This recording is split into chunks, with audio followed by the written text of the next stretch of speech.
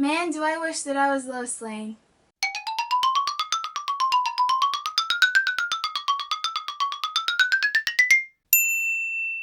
Yeah, Superman looks pretty good in this movie. However, let's start with, I am reviewing Man of Steel today, directed by Zack Snyder and starring Henry Cavill, Amy Adams, Michael Shannon, Diane, Kevin Costner, Laurence Fishburne, and Russel Crowe. And this is a reboot of the Superman mythos, and it starts out with the origin story of Superman, but it's a much more complex story of Superman trying to come to terms of these abilities that he has and being alone on this planet. He has to confront them when General Zod comes to Earth to start a new Krypton, and along with that means the eradication of the human race. I'm going to tell you right now the technicality of it, the IMAX, seeing it in IMAX. The sound was good. 3D isn't worth it though. The picture still looked really good. It's good to watch it in IMAX, but if you can't, just watch it in regular 2D. Don't even bother with the 3D. It doesn't make any sense. Also, don't bother saying after the end of the credits. There's no clip at all, so it's not like Marvel or anything leading up to a Justice League movie or, I don't know, World's Finest or anything like that, so you don't have to worry about that either. I'm going to start with the acting here. I'm just going to say overall, all the actors were great. Henry Cavill did a really nice job. He was a good actor in this. He looked the part, and there's so much potential with him being Superman. For Amy Adams, I think she added the most dimension to the character out of everyone. However, I'm going to explain later about if that's really significant or not. Michael Shannon, I was a little disappointed with. I think that anyone could have been General Zod. He didn't really add anything interesting to the character that is really different or unique. Speaking of General Zod, there's this actress that's with him, and she's kind of like almost like the wingman, wingwoman, technically. I don't know how to pronounce her name. I'm not even going to try. I'm usually good with pronouncing names, but this one's a little tough. But anyway, she's Fayor in the film, and I thought she was a really great villain. She had a fighting scene with Superman, and that was really cool to see. And I actually felt like she was more of a villain than General Zod was. Anyway, I thought that Laurence Fishburne was barely in the movie, so not much development on his part. And Russel Crowe as Jor-El, I think he was a good choice. And Diane and Kevin Costner were great as the Kents. So I'm going to first start with some of the good things about this film. Zack Snyder did a solid job directing the film. Really laid back for him. He didn't have an ounce of slow motion in this whole film, so that was very refreshing. I think he is a great visual director, and it really shows how great of a visual director he is. This movie looks really, really great. There's some really beautiful shots, really interesting shots, and just the whole color palette of the movie looks really great. The visual effects are really great as well. I think it could have been a little bit better with the way that the actors are when they're fighting. Well, they're not really actors, they're computer generated, but you can tell they are because of the way they unnaturally move. So that's a kind of minus, but the rest of how like Krypton looks really, really great. It is the first Krypton I've seen that really looks like people could live there. It established some really interesting creatures and some interesting architectural designs, and how people dressed were really great. The costumes great in this movie. And I really wanted them to delve more into the technology they had. I was really interested in that, but it was really cool how Krypton was overall.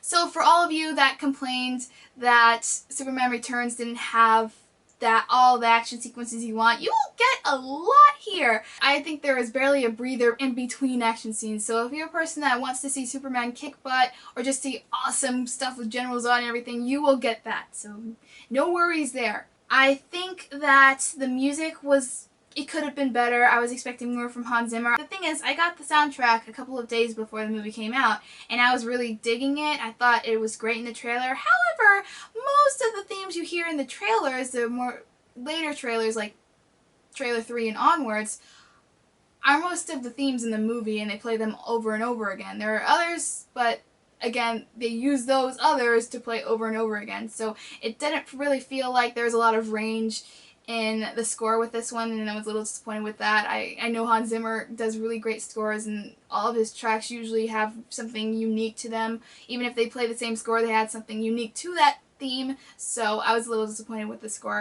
Like, there are just some movies that you watch it and you don't really think about the score, and this is one of them. So that's a little bit negative, so I'm going to go over to the more negative part of the review, and I'm going to say ahead of time, please don't be too harsh in the comments, because I have been looking around on YouTube watching a lot of the reviews of the Superman movie, and when someone says something negative about the movie, which it's kind of mixed right now with the film, people have been really harsh in the comments, so... The writing is all over the place with this movie. It's not fleshed out. There's hardly any character development. Superman is hardly developed. They try to develop him with these flashbacks of him as a child, and the flashbacks are kind of short. You feel almost a little bit of emotion, and then they cut it off before you really feel something. I felt like that was a really bad choice on the writing's part. It should have been that the Kents find him in the spaceship and they raise him as their own son, and it should have just like jumped maybe occasionally between him aging upwards and then him becoming an adult. It didn't have to take a long time, but enough to establish the personality, the character of him, and it didn't really. It's kind of bad to say this, but the Brandon Routh Superman had more personality and dimension than this one did. I think that it's interesting that he's trying to cope with the fact that he's an alien, but the whole thing is that he's supposed to accept in the end that he's different and that he can use these powers for good, and he does it all throughout the movie, like with the powers and everything, but I never really get a sense that he accepts himself and he's gonna stand up tall, he's gonna be brave, and he's gonna do what he needs to do, and people are gonna accept him for that. The whole issue in the movie, first off, was that he was really concerned that if he did reveal himself that people wouldn't accept him, and the movie really just didn't answer that question at all, and I felt like that was a big, huge, major part of the plot itself. Another thing I have to say is that Lois Lane, she did have a teeny bit more development, and I like that she has been searching for this guy for a long time with him doing all these extraordinary things, saving people. I don't like it that they meet outside of the Daily Planet. That's the whole point of Superman, is that he works at the Daily Planet, he's first introduced to Lois Lane there, and he falls in love and so on. With this, they meet outside of the Daily Planet, and it feels a little bit unnatural, especially with their relationship, their romantic relationship. It really felt forced, and I feel like these people hardly know each other, and I hardly know them. So it doesn't really make any sense. So yeah, with the villain, I had a problem that overall the character really didn't do anything memorable in the whole entire film. As I said, Fiora actually, she had more screen time, I think, than Michael Shannon did. And that's not good if the secondary villain becomes your primary villain. And then the primary villain is kind of the secondary. I also kind of felt like they shouldn't have had this much of a threat in the first movie. I mean, it's kind of odd to say that, but the world needed to establish Superman first and then have someone like General Zod come along. Okay, so there's this character in this movie that's supposed to be a female, Jimmy Olsen. Her name, I think, is Jenny. Yeah, it's Jenny. She had no personality at all. She was one-dimensional, hardly had any lines in the first place, but the thing is, it wouldn't have a problem with that. And they develop her later, maybe in the second movie. Except that there's this scene in Metroplolis when it gets destroyed, and something happens with her character that you're supposed to feel emotional about it, and nothing. So that's the only reason why I bring it up. Because there's no really emotional connection with these characters, doesn't really have a lot of development, the action scenes ends up being mindless. That's why I think a lot of people are saying there's so much action in there that there's not any emotion, or there's not a lot of story, and really that I have to feel the same way here. There's more style over substance, as usually it really is with Zack Snyder. But I feel like it's not his fault, even though I think he's kind of a poor storyteller. It's more of, I think, Goyer's fault here. I don't really feel like he's a great screenplay writer. I was really, really disappointed with this movie. I was looking so forward to it. In some ways it's better than Superman Returns, in other ways it's not. There's more of a dimension with the Superman Returns characters than they are with this one. And that shouldn't be, because, you know, that's not really saying all that much. It's not like the story was lame or anything like that. I felt like it could have been really interesting if they delved more deeper into it, and there is so much potential with this reboot, so I'm not at all like completely turn my back on it. I'm interested to see what they will do, but I really think they need to get another writer or keep David S. Goyer as a story person, but have someone else write the screenplay. I think that would be really wise. I don't really feel like this was truly a Superman movie. It felt like just an alien that had superpowers trying to cope with the fact that he has superpowers and he's living in a place that no one else has him. It didn't really feel like the character was really Superman. Like there's nothing there that really made him distinctive in the way he is in the comics. So I think I might have to give this movie